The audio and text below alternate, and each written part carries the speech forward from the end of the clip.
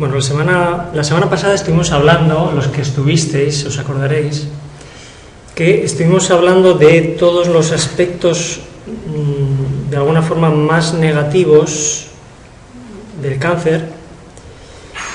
Estuvimos hablando sobre todo entendiendo lo que es una célula cancerígena y por qué una célula cancerígena crece, ¿de acuerdo? Estuvimos hablando de los aspectos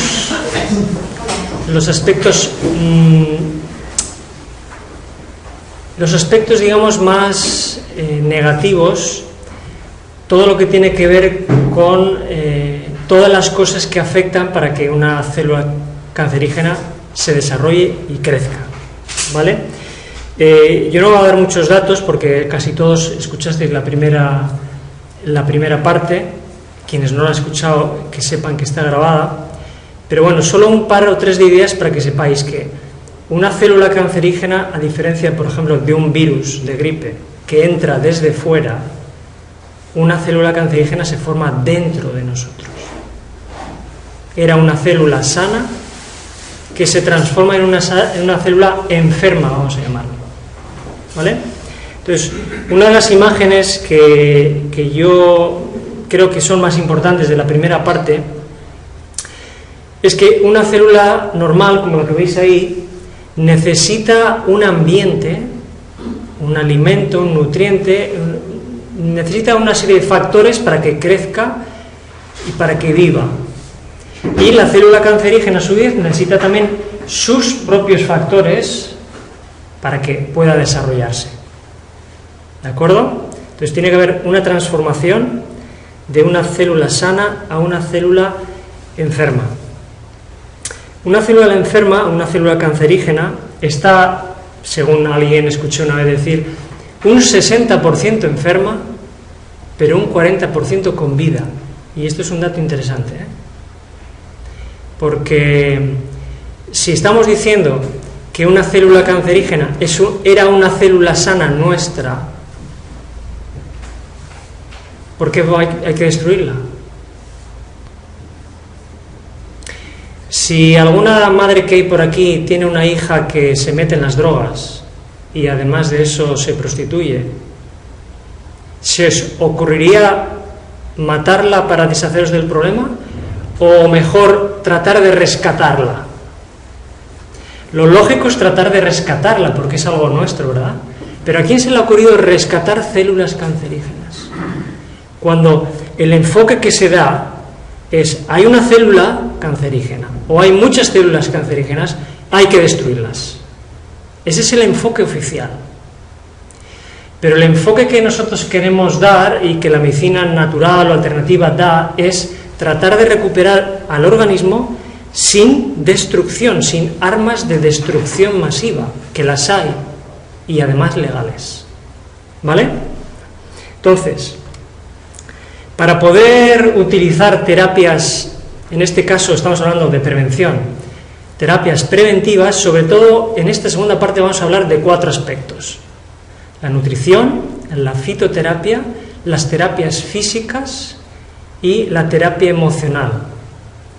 En eso está basada un poco la prevención del cáncer, desde un punto de vista más natural, como nosotros lo estamos planteando. Entonces vamos a empezar con la nutrición. Hay una idea muy sencilla y que a veces nos cuesta mucho conseguir entender, y es que para que un órgano esté sano necesita sangre sana, y la sangre se fabrica a partir de los alimentos. ¿Está claro? O sea, si yo me nutro bien, tendré sangre de calidad, y esa sangre de calidad va a regar o irrigar nuestros órganos de tal forma que les va a llevar vida a los órganos. Mala alimentación, mala sangre, y esa mala sangre van a llevar muerte a los órganos, no llevarán vida. ¿Está claro? Es muy sencillo, pero a veces nos cuesta entender. Hay gente que piensa que puede comer cualquier cosa y luego esperan tener salud. Eso no funciona así. Y vamos a entrar en los detalles. esta es una idea que me gusta resaltar y que es, a pesar de que es muy sencilla, es muy importante. ¿Qué es un alimento? Según yo lo defino, un alimento es algo que no está transformado, conserva sus nutrientes, conserva el sabor, el color y el olor, nutre y beneficia al organismo, suele ser barato relativamente, normalmente, y alarga la vida. En contraposición, un comestible. Un comestible se suele utilizar un proceso de fabricación, a veces muy largo, en el que se pierden sus nutrientes hasta el 85 o más de sus nutrientes. Son necesarios, claro, como estamos empezando a transformar y a destruir el alimento desde su origen, hay que conservarlo, hay que meterle colorantes, saborizantes y conservantes. A diferencia del alimento, es algo que debilita y enferma el organismo de forma muy lenta, muy lenta. Es siempre más caro porque hay que pagarle al fabricante. Y además acorta la vida. ¿Sabéis cuál es el problema? Que no podemos distinguir muy fácilmente a veces entre estos dos tipos de alimento y comestible. ¿Por qué? Yo me tomo algo, una bebida de soda llena de ácido fosfórico, llena de colorantes, llena de azúcar, y en el momento no me pasa nada. Y como no me pasa nada, pienso, está bien, sigo bebiendo, sigo tomando. Pero eso no quiere decir que no haya un efecto en nuestro organismo.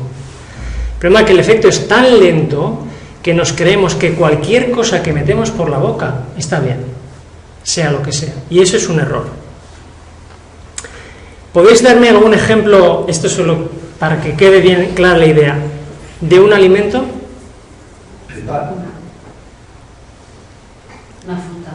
Una fruta me parece más apropiado. Una fruta no ha sido transformado, el pan hace falta un poco de transformación. Una fruta, una verdura, un fruto seco, esos son alimentos. Un ejemplo de comestible.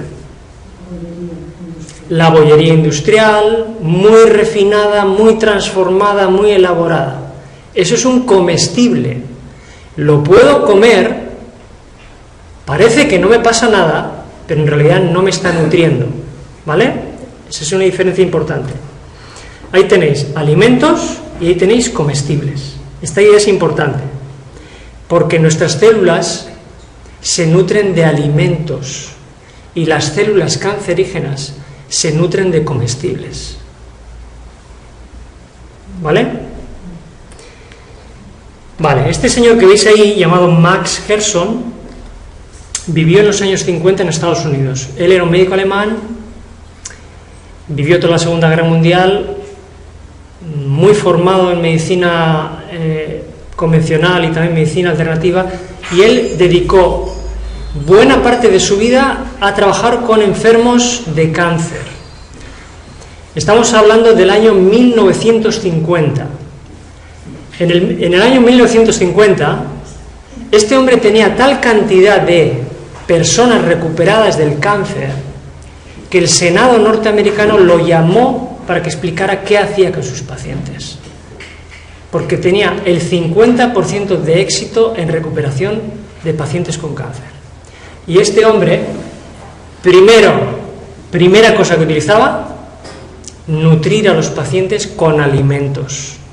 Eliminaba todos los comestibles, absolutamente todos.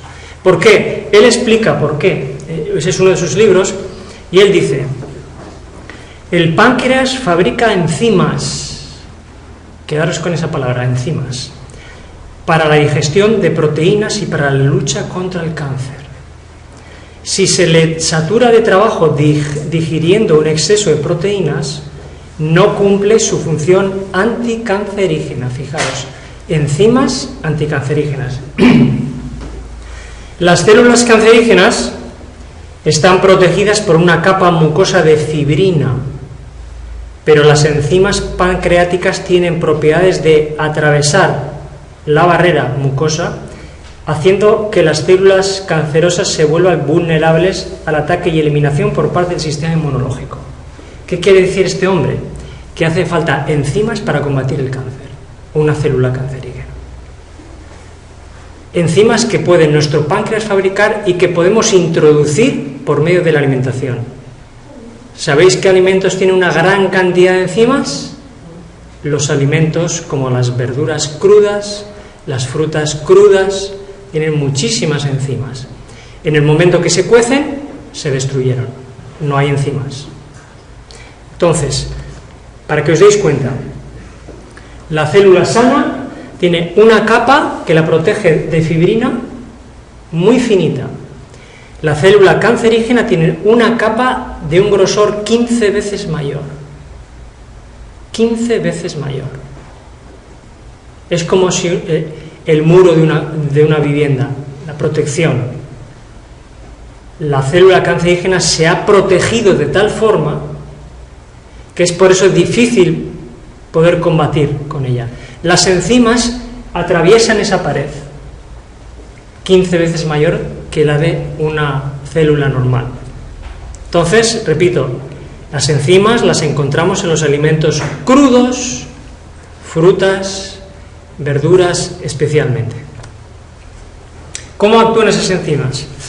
Este otro libro nos dice, Enzimas para la salud. El páncreas segrega enzimas que luchan contra células cancerígenas al digerirlas. Estas enzimas destruyen la barrera mucosa que tienen todas las células cancerígenas. Si la dieta tiene un alto contenido en proteínas, las enzimas se malgastan en digerir proteínas. Viene a decir un poquito lo mismo que Max Gerson, y dice, una dieta baja en proteínas mejora la resistencia contra el cáncer. Esto es interesante, ¿eh? Para que el páncreas sintetice enzimas, fabrique enzimas, hace falta la alcalinidad que proporcionan los alimentos crudos. Quedaros con esa idea, alimentos crudos. Y ahora veremos qué es la alcalinidad. Vamos poco a poco, ¿eh? Ahí tenéis una tabla del equilibrio alcalino-ácido-alcalino. Para quienes no lo sepan, nuestro organismo tiene un equilibrio entre la acidez y la alcalinidad. Siempre que estamos en ese equilibrio, el organismo está sano. ¿Vale? Fijaros en la imagen. Donde está la estrella, que pone 7.365, es la alcalinidad ideal de nuestro organismo. Es el equilibrio. ¿Vale? El organismo, la sangre en este caso, está en un equilibrio. Pero ¿qué ocurre? Depende de lo que comamos, el equilibrio se va a desviar. Fijaros bien el punto donde dice 6.8. En inglés dice, comienzan los síntomas de la enfermedad. En el 5.8 dice, las células cancerígenas se empiezan a formar. En el 5.8. Y en el 3.5 más a la izquierda dice, el cuerpo humano no puede sustentarse, no puede haber vida en un punto en el que estás en el 3.5.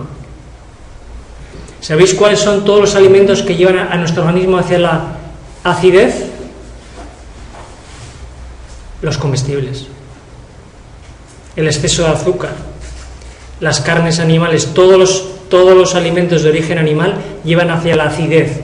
Y como dice ahí en el 5.8, las células cancerígenas se forman en un medio ácido. ¿Vale?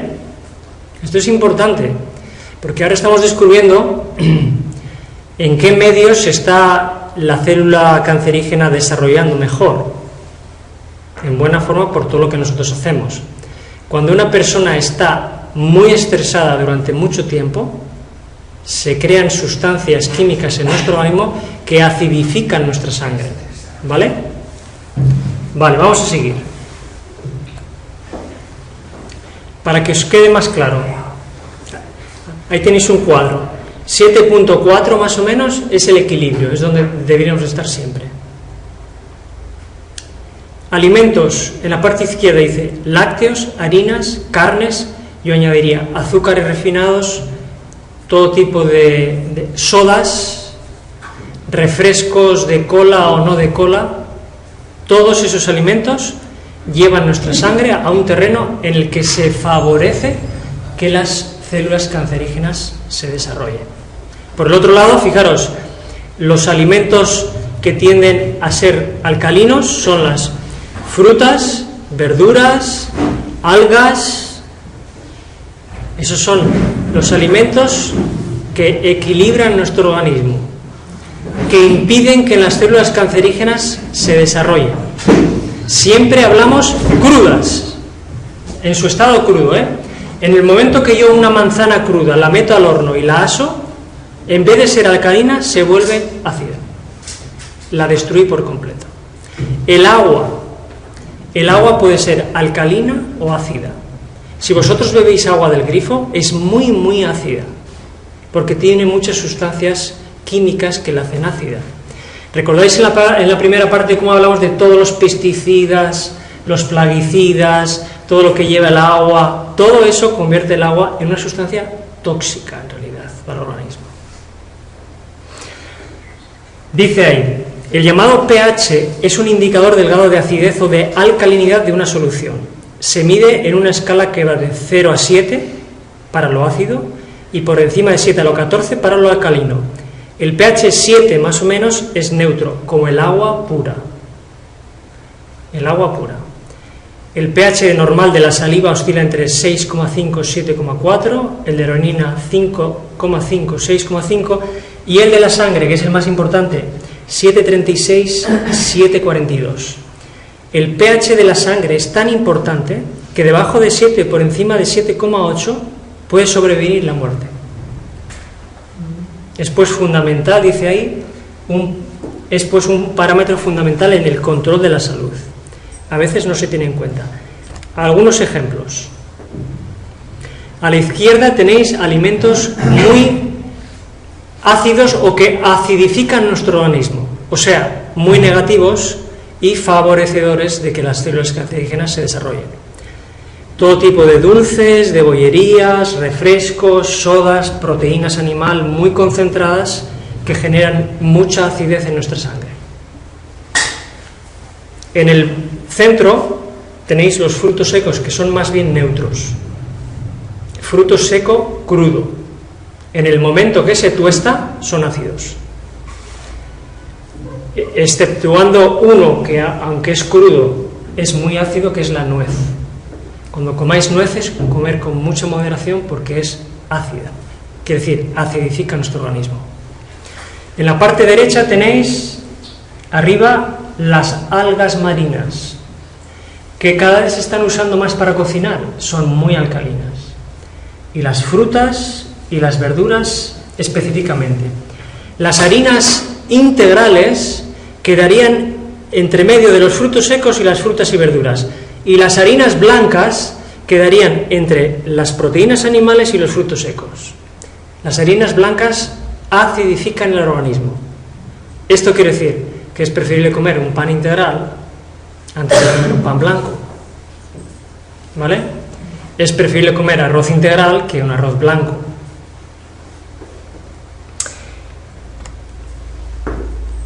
Más comestibles acidificantes, además de las carnes que hemos mencionado, y los pescados y los quesos, los huevos, el azúcar, las harinas blancas, las colas y gaseosas. Todo eso acidifica el organismo. ¿Y qué es lo que provoca en nuestro organismo con el tiempo? A la larga, como hemos mencionado antes, a la larga puede favorecer la aparición del cáncer. A la larga favorece la aparición de la artritis reumatoide, de la artrosis, de la osteoporosis, del lupus, del asma, de la bronquitis, de la sinusitis, de la enfermedad de Crohn, de la enfermedad celíaca, de la esquizofrenia incluso y de la esclerosis múltiple. Solo de estas enfermedades, para que entendáis por qué es tan importante este tema. La osteoporosis. Recordáis que hemos dicho que nuestro organismo está en un 7.365 de equilibrio. Cuando nosotros bebemos una cola y nuestra sangre se empieza a acidificar, nuestro organismo empieza a enviar señales de alarma, porque sabe que si nos pasamos podemos caer enfermos o, en un caso muy extremo, puede haber una muerte. Y el organismo siempre trata de alguna forma de proteger a nuestro propio organismo antes de morir. ¿Sabéis lo que hace? Como estamos muy acidificados, coge calcio de los huesos para compensar la acidez y equilibra la acidez con el calcio de los huesos. Así una persona se va descalcificando. Siempre muy ácida, una alimentación muy ácida, un agua de mala calidad, y el cuerpo tiene que sacar de algún sitio para poder equilibrar ese ácido. ¿Vale? Muy bien, vamos a pasar a hablar un poco de los antioxidantes. Se habla mucho de los antioxidantes, pero ¿alguien sabe lo que es un antioxidante? ¿Qué hace un antioxidante? Bueno, rápidamente, la idea general.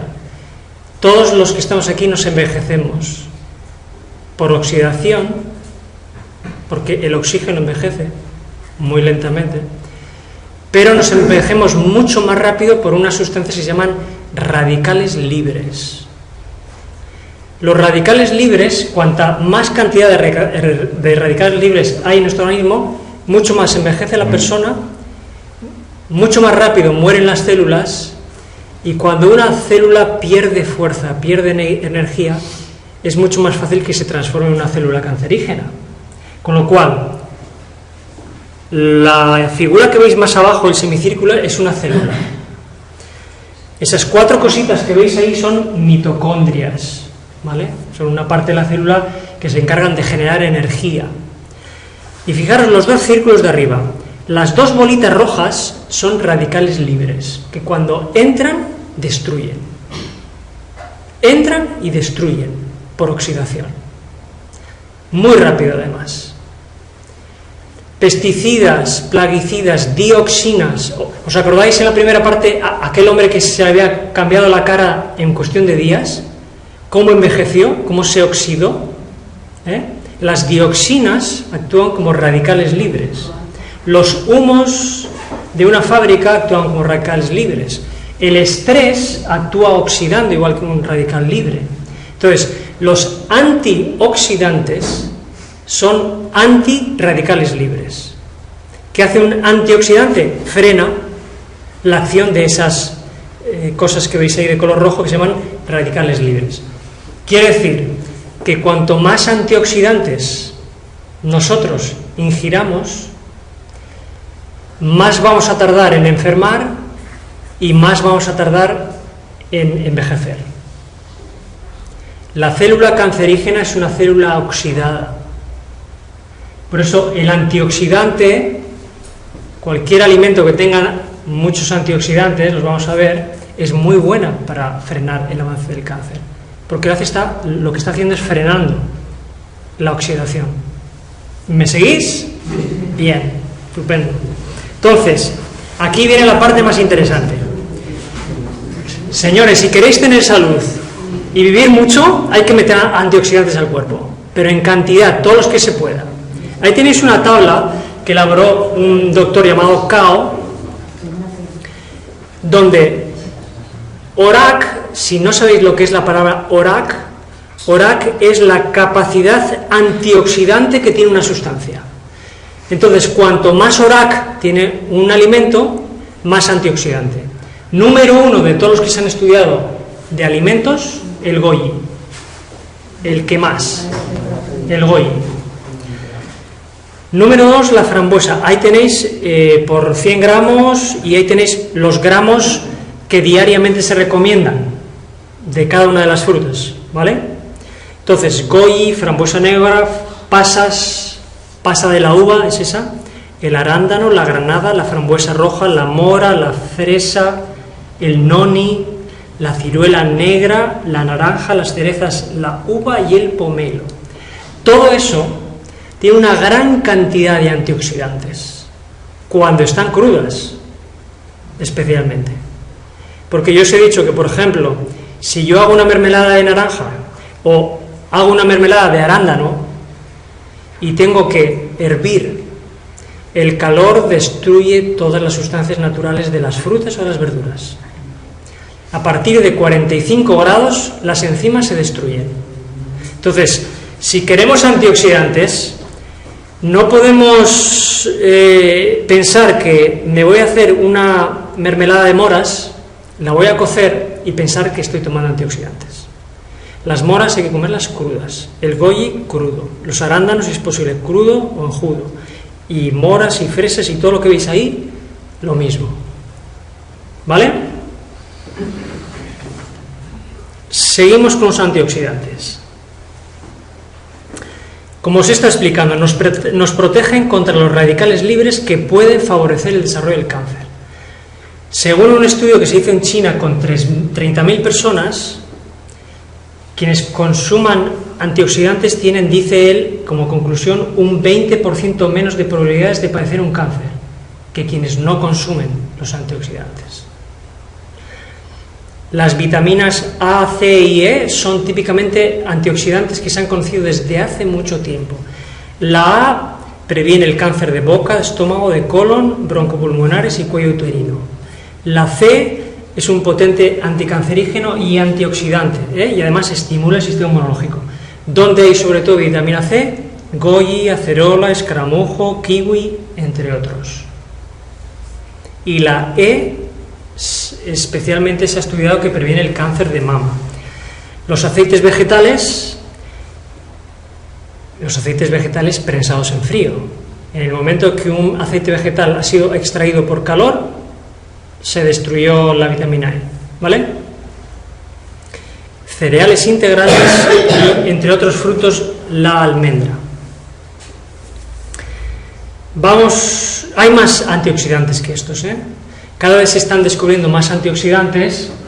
Hay uno que se está utilizando mucho ahora, que es el ácido alfa-lipoico, el resveratrol. Hay una gran cantidad de antioxidantes que sepáis que su función es frenar el envejecimiento, frenar la enfermedad, ¿vale? Bienvenido cualquier antioxidante. Vamos a hablar un poquito de los fitoquímicos, algunos fitoquímicos que hay en algunos alimentos que actúan como anticancerígenos. Algunos son antioxidantes y otros pueden ser otro tipo de sustancias que son naturales, son vegetales y están en los alimentos. La tabla es ahí, hay demasiadas letras y no es para leerla ahora. La tabla está ahí porque si alguno tiene curiosidad, cuando esté viendo el vídeo puede pararlo y consultarlo. Yo he resumido algunas de esas y vamos a ver algunos de ellos. Fijaros, cuando vosotros veáis frutas de color roja, sabed que ahí hay un fitonutriente antioxidante, que es en este caso el licopeno. ¿Dónde hay licopeno, que es un antioxidante? Tomate, sandía, pomelo rojo, guayaba, cerezas. Fijaros cómo está la naturaleza hecha, Cada color una propiedad diferente. En este caso, beneficios: combate el cáncer de próstata, de colon, de piel, de seno y de ovario, y algunas afecciones cardíacas. Siempre si los comemos crudos. Naranja, mango, zanahoria y calabaza. ¿Qué componentes tienen esos alimentos? Alfa-caroteno y beta-caroteno.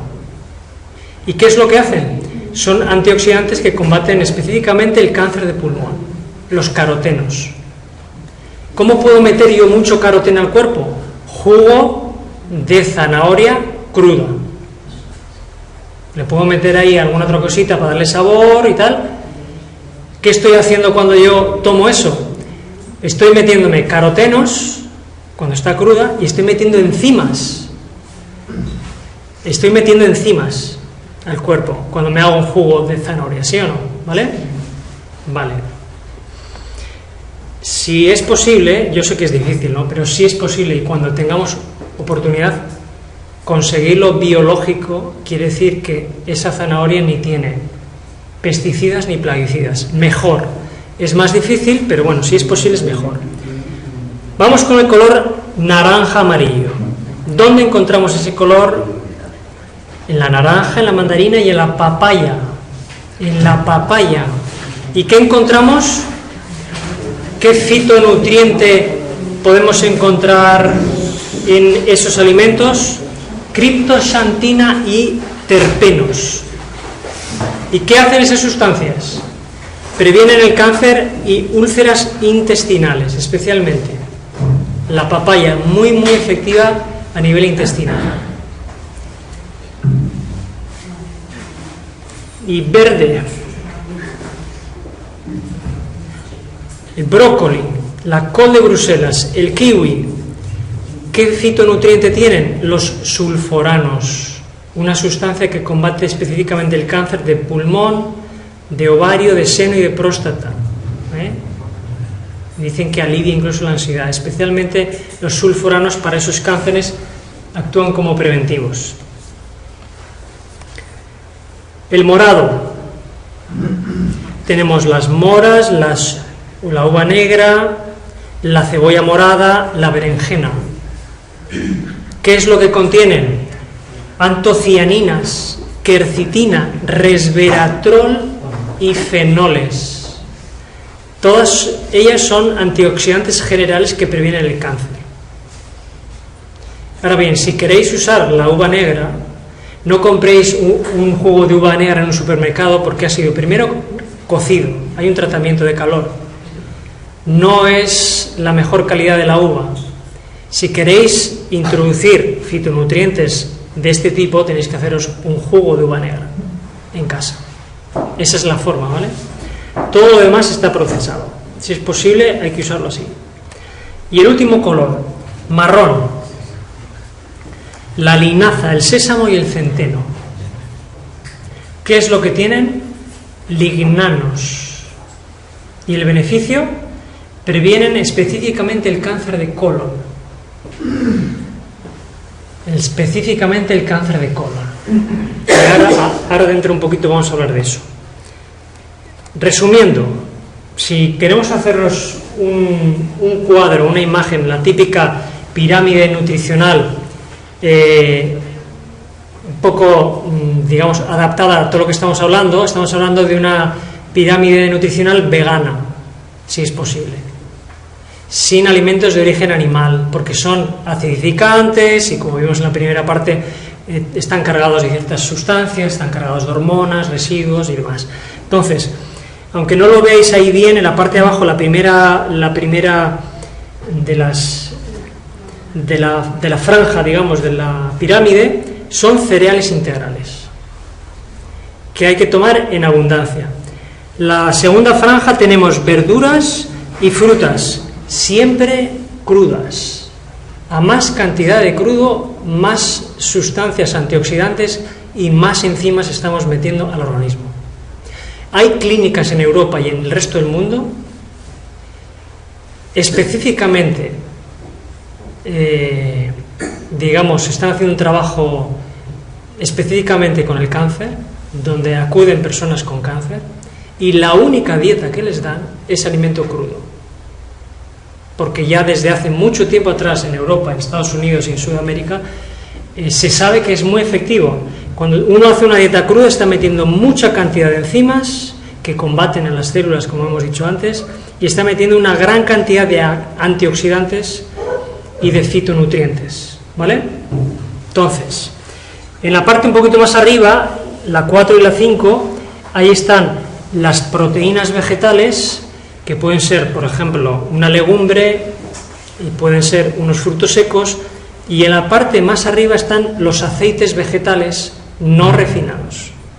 Puede ser de oliva, de girasol, de sésamo, de lino, todos esos aceites vegetales. Esto sería la base de una alimentación vegana que a la vez es una alimentación anticancerígena. No es por eso de extrañarse que, según una investigación que llevó a cabo un doctor llamado Atu Corale, los vegetarianos tienen menos riesgo de sufrir cáncer en los siguientes órganos: cerebro, colon, exófago, estómago, ovarios, páncreas, piel, próstata y pulmones. Eso está comprobado desde hace mucho tiempo atrás. Se han hecho estudios en Asia, se han hecho estudios en Estados Unidos a nivel científico, y eso está más que comprobado. Y ahora vosotros sabéis por qué. Porque lo acabamos de explicar. Hay ciertas plantas medicinales, como hemos hablado ahí, parte digamos, de la prevención en el cáncer, está el tener en cuenta que hay plantas que tienen una acción anticancerígena. Ahí tenéis algunas, no son todas, algunas. El aloe vera, una de las que más. La caléndula y el cardo mariano. El cardo mariano sobre todo trabaja a nivel hepático y digestivo. La equinacia es la que veis, las flores esas de color lila, en la franja intermedia, porque estimulan el sistema inmunológico, nuestro ejército de defensa. El hipérico, el sabal, la que veis ahí en la parte derecha, el sabal, esa es una planta, tiene propiedades anticancerígenas específicamente para la próstata, el sabal. Y por último abajo tenéis la graviola o guanábana, que últimamente cada vez se está investigando más porque parece ser que también tiene una gran capacidad anticancerígena. ¿La guanábana es la chirimoya brasileña? Se la conoce por guanábana o graviola.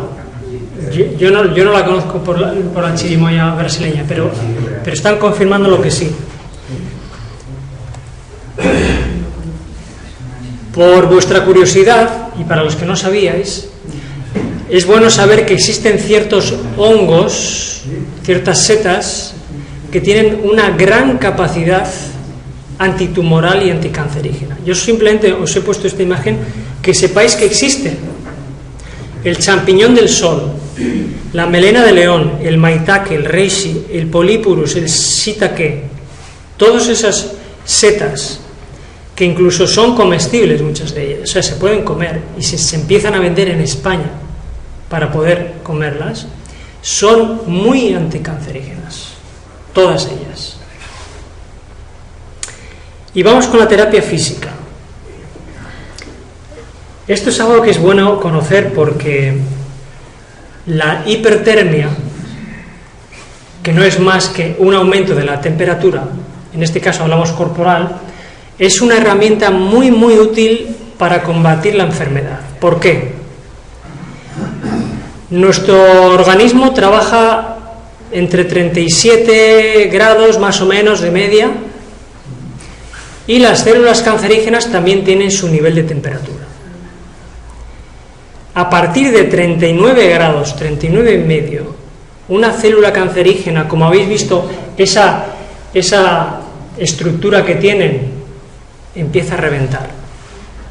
No soportan el calor. Las células cancerígenas no soportan el calor a las células cancerígenas. ¿Qué quiere decir esto? Si yo aumento el calor de forma natural en mi organismo y provoco una fiebre natural en mi organismo, subo mi temperatura corporal hasta 39, 39 y medio y empiezo a destruir mis células cancerígenas. Y empiezo a destruir mis virus que tampoco soportan temperaturas altas. Por eso cuando una persona tiene, por ejemplo, una gripe, el cuerpo fabrica una fiebre de forma natural. La fiebre es un mecanismo natural del cuerpo. Me cuesta a veces hacer entender a una madre que cuando su hijo tiene fiebre no tiene que bajarle la fiebre. No tiene que bajarle la fiebre. A partir de los 2 años un niño no tiene ningún riesgo con la fiebre. Es por debajo de los 2 años.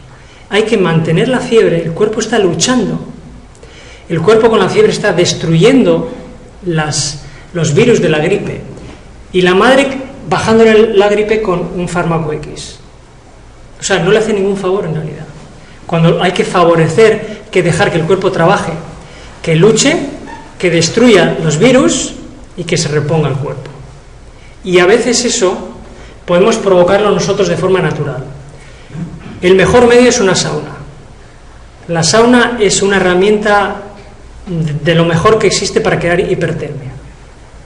Genera un aumento de temperatura y las células cancerígenas revientan. Los virus revientan, no soportan el calor. Y además de eso, aumenta la circulación sanguínea, elimina toxinas y gotas, alivia el dolor, mejora el sueño nocturno, mejora la función cardiovascular, mejora la respiración, beneficia el sistema inmunológico y, como acabamos de explicar, destruye virus y células cancerígenas por calor. Esa es la fiebre natural que nosotros podemos fabricar si queremos. Se nos ha dotado con esa capacidad, pero nosotros podemos ponerlo en marcha si queremos también.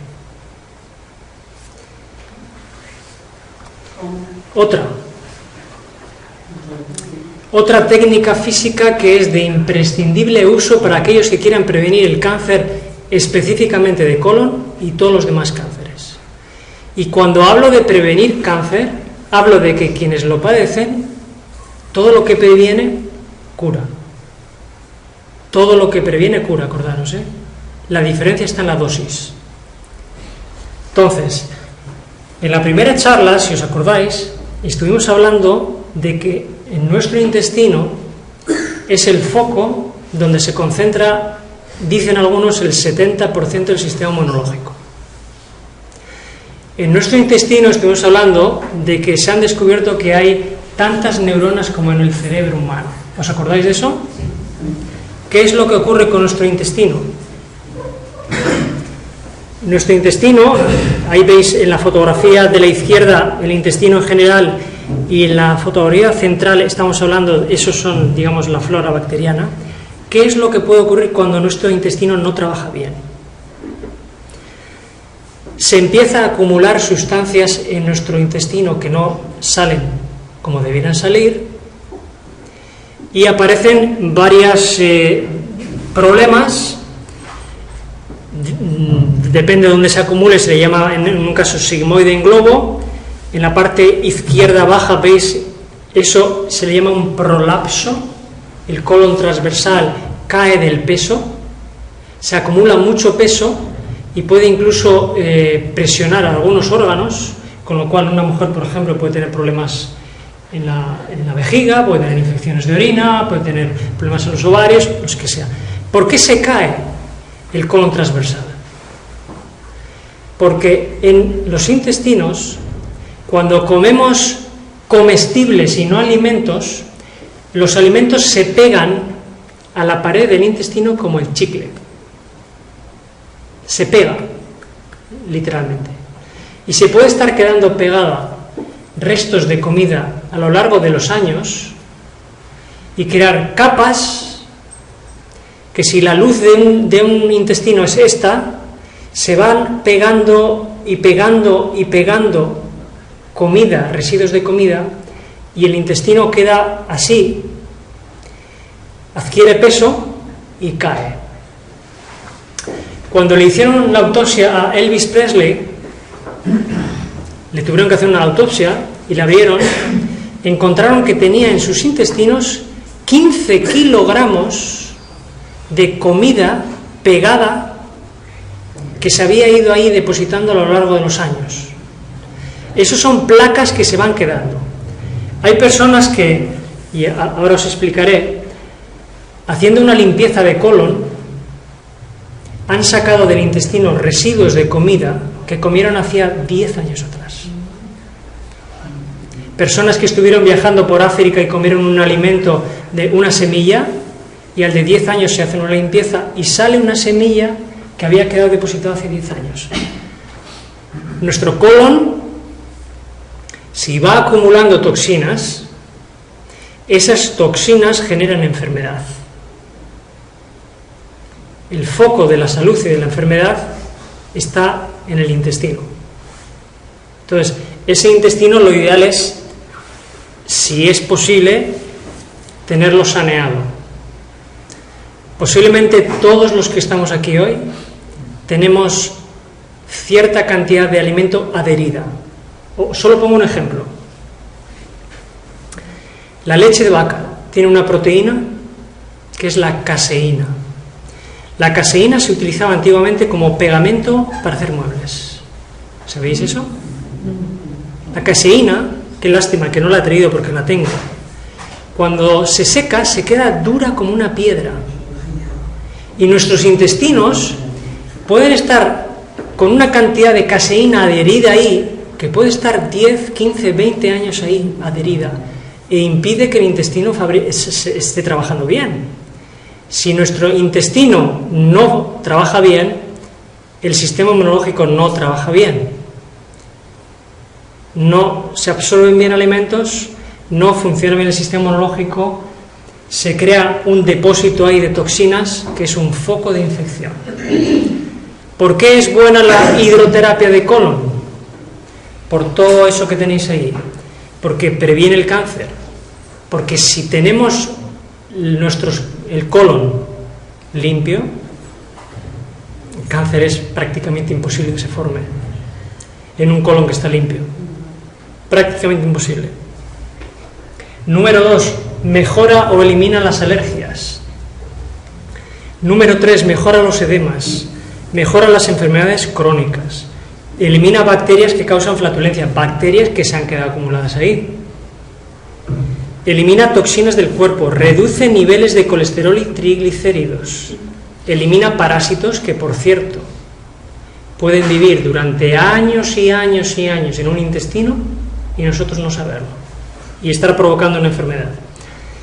Regenera la flora intestinal, actúa como un regulador del peso corporal y elimina flatulencias.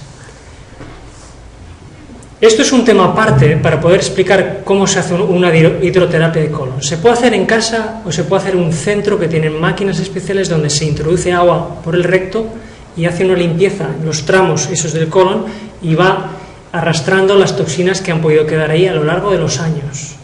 Esto es muy recomendable para todos los que quieran hacer medicina preventiva, pero es sobre todo recomendable para cuando una persona ya tiene cáncer. Aquí está el foco de la salud según la medicina alternativa, Este es el foco de la salud. Si eso funciona, posiblemente todo funcionará. Bueno, pasamos a la última parte. La parte de la terapia emocional. Ese señor Hans Selye es el que más estudió el tema del estrés y hoy sabemos, en parte también por él, que el estrés afecta al sistema inmunológico. Una persona siempre estresada, una persona siempre con prisa, una persona que siempre está corriendo de un lado para otro, tarde o temprano cae enfermo. Yo lo he visto en muchas ocasiones. Gente que viene enferma y que empiezas a preguntarle cómo están viviendo, siempre muy estresados. Actúa a nivel hormonal, actúa eliminando vitamina C del cuerpo, actúa oxidando y al final la persona se enferma. Entonces, en los últimos 20 años, un poquito más tarde de que este hombre empezara a hablar del estrés, hay una rama de la medicina que se llama psiconeuroinmunología, que está estudiando todo lo que tiene que ver las emociones con nuestra salud. Creo que en la primera charla mencioné que antiguamente se pensaba que nuestro cuerpo, nuestra mente y nuestro espíritu eran tres cosas completamente diferentes. Hoy se sabe que eso no es así. Todo está integrado. Nuestras emociones afectan a nuestra salud. Y eso se le llama psiconeuroinmunología. Que dice ahí, es un campo de la ciencia que hace integración entre aspectos psicológicos, respuesta cerebral y la actividad del sistema inmunológico. Estudia los efectos del estrés sobre el embarazo, el trauma, las enfermedades infecciosas, las enfermedades autoinmunes, las alergias y el cáncer. O sea, ¿qué quiere decir esto? Que hoy se sabe que las emociones afectan para bien o para mal el cáncer. Para bien o para mal.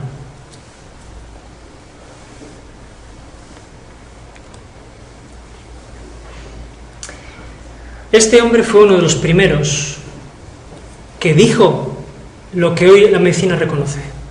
Este hombre llamado el Dr. Hammer es un médico alemán que aún vive y que desarrolló una medicina que él llamó la nueva medicina germánica. Sufrió de cáncer él mismo, en uno de sus testículos, y pudo percatarse de que la enfermedad se había generado justo después que su hijo murió de forma dramática en un accidente, de forma inesperada. Él dice que le pilló de tan de sorpresa que luego él empezó a reaccionar y vinculó el choque emocional que recibió con su cáncer. Y no solo le ocurrió a él, le ocurrió también a su mujer, curiosamente. Él era un médico radiólogo y empezó a pensar que quizás pudiera ser que cuando uno recibe un choque emocional de ese tipo, en el que no está preparado, nuestro organismo deja una huella.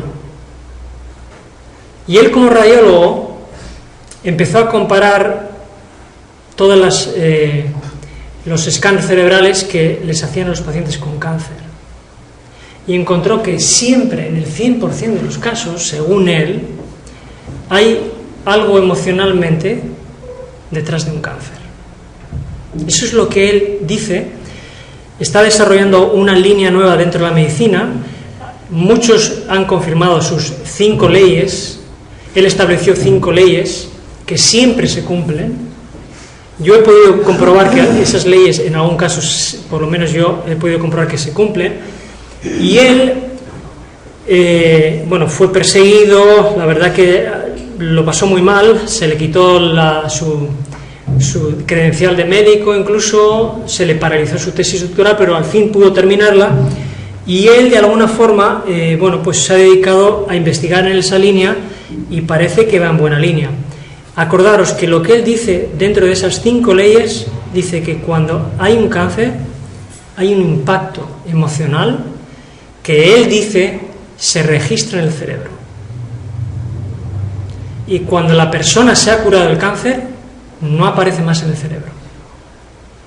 Es lo que él dice, y hay miles y miles de casos ya curados que han seguido el proceso. Y hay una idea muy interesante que él dice en sus libros, y esto son buenas noticias, Hay una idea muy interesante que dice. Él dice que no existe la metástasis. Yo sé que esto suena un poco raro, porque se nos ha enseñado, se nos ha adoctrinado a pensar que si aparece un segundo cáncer, metástasis. Pero él dice algo muy interesante. Esto para la reflexión, No ha habido nunca jamás en la historia ningún científico que ha encontrado una sola célula cancerígena navegando por el torrente sanguíneo. ¿Cómo entonces hablamos de metástasis? Si nunca nadie ha encontrado una célula cancerígena en la sangre. Entonces, esto está creando una convulsión dentro de la medicina, porque es cierto que nadie ha encontrado esa célula. ¿Cómo podemos decir que de un cáncer una célula se libera y va viajando para un sitio y va a otro lugar y crea otro cáncer que era del primero se saca un segundo? Él dice que en realidad estamos hablando de 2 cánceres diferentes. No es una metástasis. La palabra metástasis, cuando a una persona le dicen metástasis, es como una sentencia de muerte. Y a veces los médicos no se dan cuenta que tienen un poder para crear una sugestión en una persona, que yo lo he visto, de tal forma que a una persona se le puede estar abocando a la muerte sin quererlo, porque se le dice metástasis, adiós. Si viéramos desde otra perspectiva el problema, tendríamos otra forma de afrontarlo. Pero ahora viene lo interesante, y ahora entramos en la parte, para mí, de las más interesantes de este tema. ¿Vale? Ya hemos descubierto, dice este libro, que el estrés causa una depresión en nuestro sistema inmunológico, dejándolo a sí mismo imposibilitado para combatir la enfermedad. El temor, cuando se dice metástasis, el temor conduce al cuerpo a un estado de estrés. Si el cuerpo está constantemente bajo esta presión por el miedo, dará lugar a una excesiva producción de estas hormonas.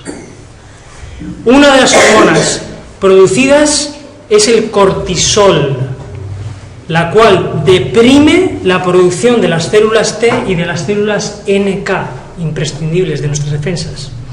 Las células T y las células NK son las poderosas células guerreras que Dios puso en nuestro sistema inmunológico para protegernos de los adversarios de nuestra salud, desde un resfriado hasta el cáncer.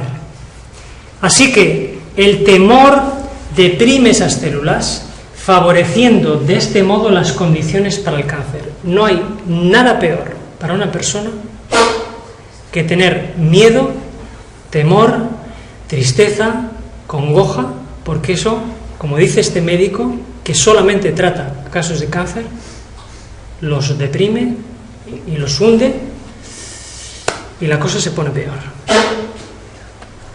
Dice, la depresión es una entrega parcial a la muerte y parece que el cáncer una depresión a nivel celular.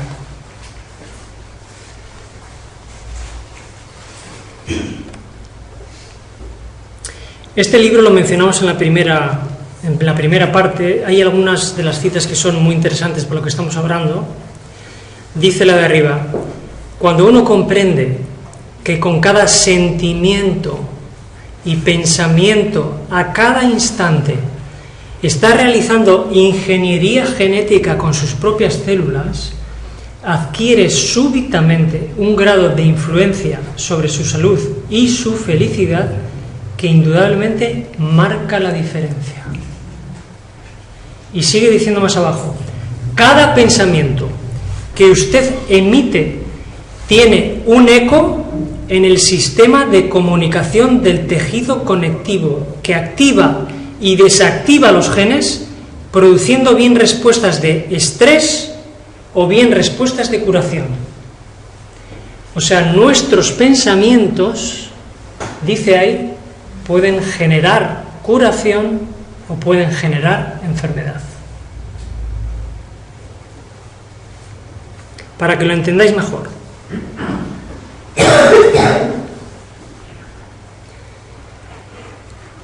Imaginaos que cada uno sois la persona que hay a la derecha y la imagen de la izquierda es vuestro cerebro. Yo tengo un pensamiento positivo y eso implica que yo voy a fabricar una sustancia química en mi organismo positiva que me va a provocar un sentimiento positivo y que va a revertir en mi organismo. Y ese es un círculo. En cambio, en la parte de abajo, en la izquierda, yo estoy constantemente generando pensamientos negativos y voy a crear químicamente sustancias negativas que me van a provocar un sentimiento negativo y eso va a dañar mi organismo. Entonces, ¿en cuál de los dos círculos yo me hallo? ¿En el positivo o en el negativo? Concretamente, mi pensamiento positivo genera endorfinas. ¿Alguien ha oído hablar de eso? Las endorfinas son unas sustancias potentísimas que son la hormona de la felicidad, la hormona antiinflamatoria, la hormona de la salud, que además nos provoca sentimientos positivos. Y en cambio, nuestro pensamiento negativo provoca cortisol. El cortisol es lo que se provoca cuando una persona está con mucho estrés. Y el cortisol es muy oxidante. El cortisol enferma a las personas. Y eso genera sentimientos negativos. Vuelvo a preguntar, ¿en cuál de las dos estoy yo? Si estoy en esta, las endorfinas van a hacer que se fabriquen más células T, que son células que trabajan en mi sistema inmunológico para mantener mi organismo sano.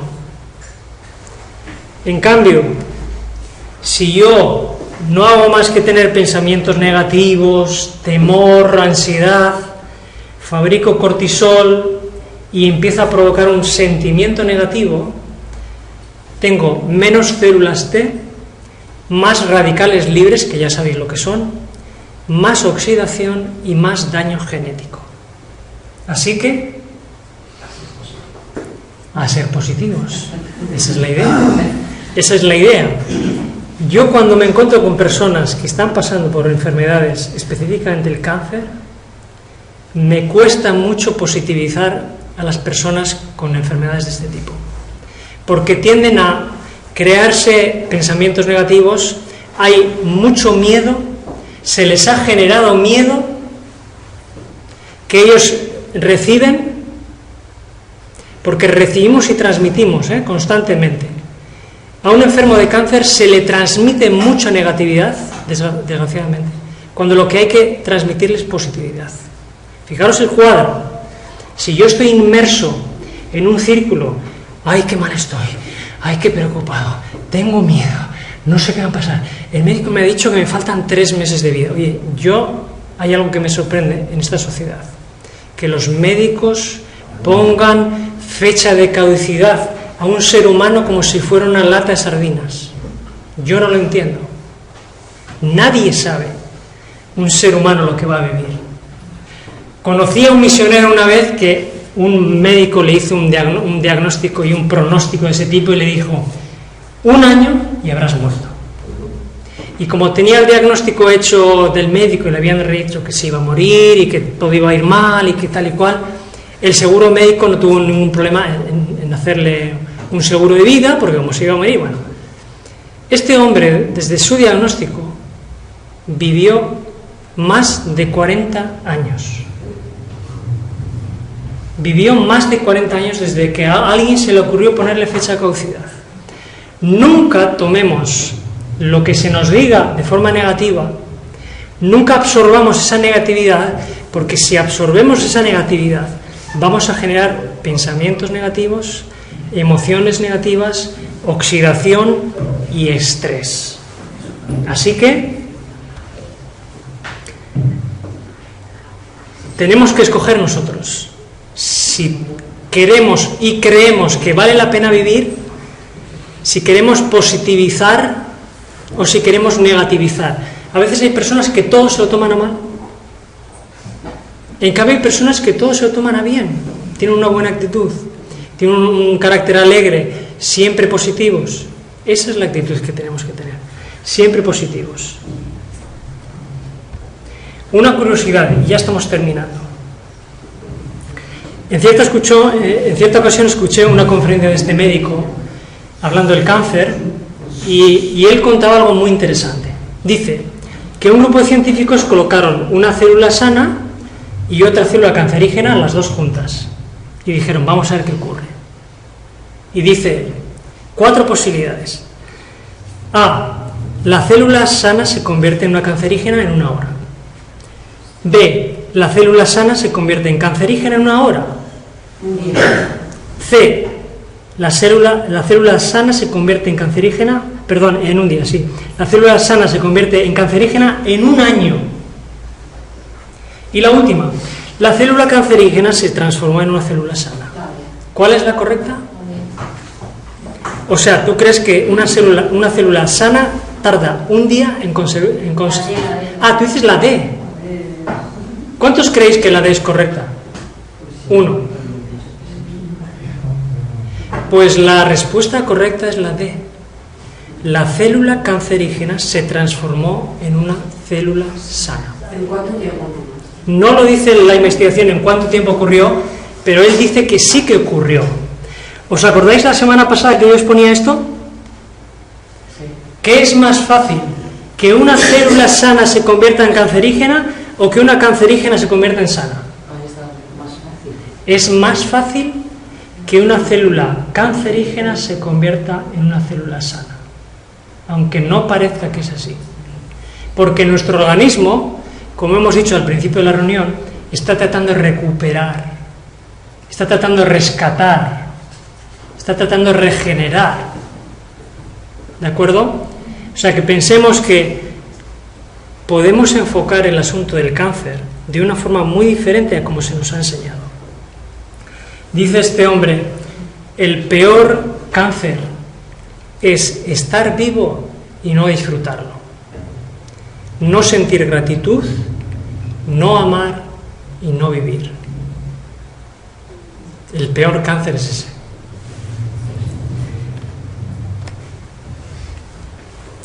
Por último, esta es la última imagen. La salud se tiene y la salud se da. Si nuestro objetivo en la vida es simplemente tener salud o prevenir la enfermedad, no ese es el objetivo de nuestra vida. El objetivo de nuestra vida es algo más que tener salud y algo más que prevenir la enfermedad, algo más que eso es. Si yo mi vida solo que la dedico para tener salud, no vale la pena vivirla. La vida está para tener salud y transmitir salud. Eso es diferente. La palabra animar quiere decir infundir vigor, vida a un ser viviente. Vivificar el cuerpo. Y curiosamente la palabra saludar quiere decir salud, dar. Saludar, salud, dar. Ese debiera ser el objetivo. De hecho, la Real Academia define también la palabra saludar como curar. Qué cosa más interesante, ¿verdad? Somos energía, de alguna forma. Y de alguna forma nuestra vida debe ser algo más que simplemente preocuparnos de tener salud. Si tenemos salud, debemos de transmitir salud a los demás. Debemos de vivir de tal forma que podamos de alguna forma ayudar a aquellos que no tienen tanta salud como nosotros. Ayudar a entender a la gente que hay formas de vivir, hay formas de alimentarse, bajo las cuales uno puede disfrutar, puede tener salud, y cuando uno tiene salud, entonces es cuando puede dar salud a los demás.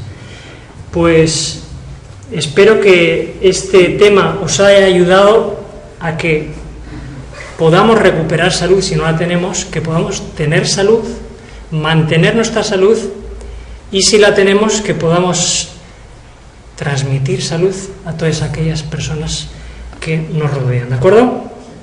Bueno, pues muchas gracias por vuestra atención.